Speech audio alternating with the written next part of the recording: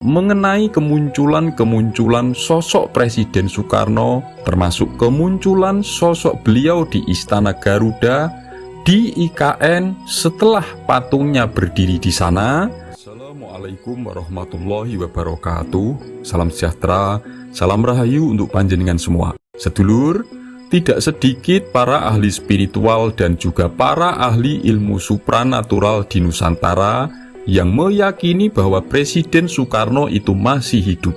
Dan hal itu diperkuat dengan adanya berbagai rumor peristiwa, seperti diantaranya rumor hilangnya jasad Presiden Soekarno ketika makamnya dibongkar untuk dipindahkan pada tahun 1978.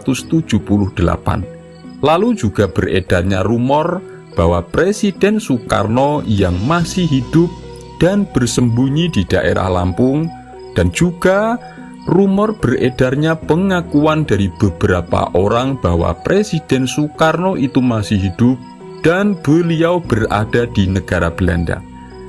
Dan ada satu hal lagi yang juga diyakini oleh para ahli spiritual dan para ahli ilmu supranatural di Nusantara, dan itu juga sangat diyakini sebagian besar masyarakat luas secara turun-temurun, yaitu setiap kali didirikan atau dibuat patung Presiden Soekarno semenjak wafatnya beliau, itu juga memunculkan kabar bahwa akan sering muncul penampakan sosok Presiden Soekarno di daerah tersebut.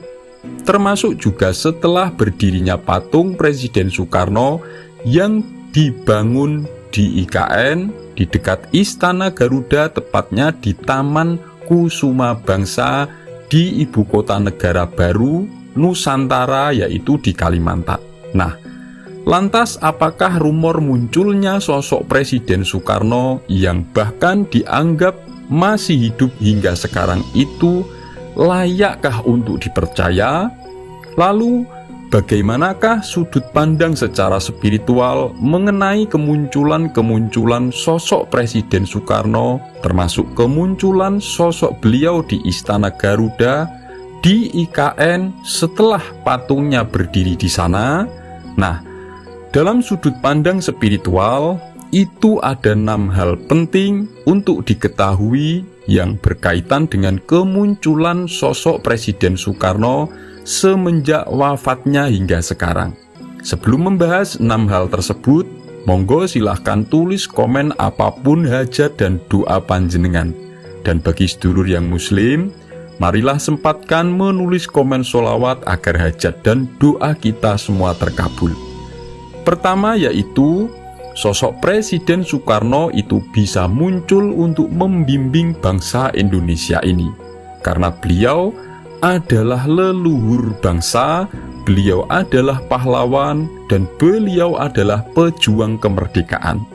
Dan siapapun pemimpin negara yang sudah memperjuangkan bangsa dan rakyatnya, mereka adalah manusia yang diberikan keistimewaan. Mereka adalah wakil Tuhan di muka bumi atau wali Allah, yang dalam spiritual, orang-orang yang seperti itu setelah wafatnya, mereka dikaruniai kenikmatan berupa kebebasan ruh, sehingga mereka bisa bebas turun ke bumi, ke alam dunia, demi kebaikan-kebaikan dan kemuliaan. Seperti contoh, bisa membimbing dalam mewujudkan cita-cita bangsanya, termasuk seperti memindahkan ibu kota negara, karena walau bagaimanapun pemindahan ibu kota negara itu adalah gagasan dari Presiden Soekarno pada tahun 1957, meskipun hal itu baru bisa direalisasikan di era Presiden Joko Widodo. Lalu yang kedua, Presiden Soekarno itu bisa menemui dan berkomunikasi dengan para penerusnya. Artinya adalah siapapun yang benar-benar menjadi penerus perjuangannya, terutama bagi para pemangku kekuasaan di Nusantara. Yang pertama, menemuinya untuk membimbing, dan yang kedua, memberikan petunjuk. Karena secara spiritual, manusia pilihan yang mempunyai derajat kewalian seperti Presiden Soekarno itu, meskipun beliau sudah meninggal, itu ruhnya bisa terhubung, bisa berkomunikasi, dan menjalin hubungan secara rohani dengan manusia yang masih hidup. Entah menemuinya melalui alam ruh seperti di alam mimpi. Lalu yang ketiga, Presiden Soekarno itu bisa dilihat dalam kondisi tertentu, contohnya di acara upacara kenegaraan, di saat-saat pembacaan proklamasi, atau ketika pada hari pahlawan dan hari-hari kenegaraan lain. Dan hal itu juga bisa terjadi di tempat-tempat tertentu, contohnya di Istana Negara di Jakarta, di Istana Bogor, dan hal itu bisa dialami oleh orang-orang yang berada di tempat tersebut yang memiliki kepekaan dan kesucian batin, atau orang-orang yang terbuka kasyafnya, yaitu orang-orang yang penglihatannya sudah tidak terhalang oleh sekat sehingga mampu melihat hal-hal yang bersifat gaib, termasuk kehadiran ruh para leluhur atau para manusia yang punya derajat kewalian, seperti Presiden Soekarno yang dianugerahi kebebasan untuk turun ke alam dunia atau ke bumi. Lalu yang keempat, Presiden Soekarno itu kehadirannya bisa dilihat oleh orang-orang yang memiliki hubungan secara batiniah. Contohnya, yaitu orang-orang yang sangat mencintainya, bukan yang sekedar mengagumi dan memujinya, tetapi orang-orang yang sangat menghormati dan menjaga perjuangannya dengan benar dan mau melanjutkan untuk mewujudkan cita-cita luhurnya.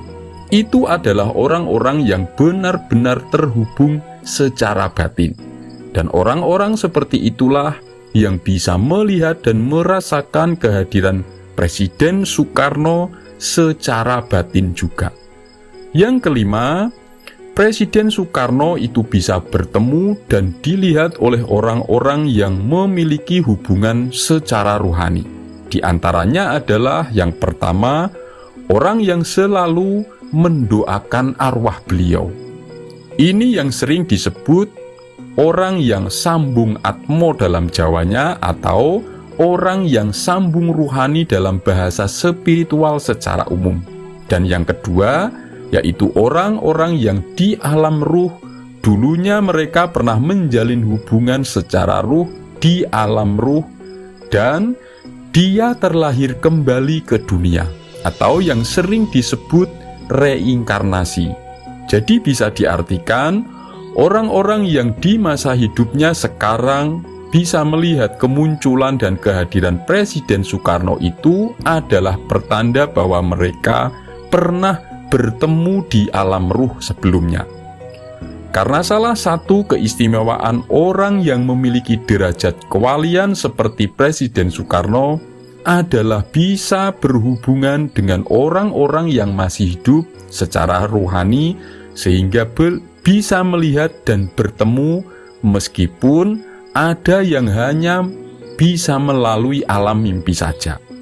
Lalu yang keenamnya, Presiden Soekarno itu bisa menampakkan wujudnya terutama di tempat-tempat yang dulu didiami dan disinggahinya.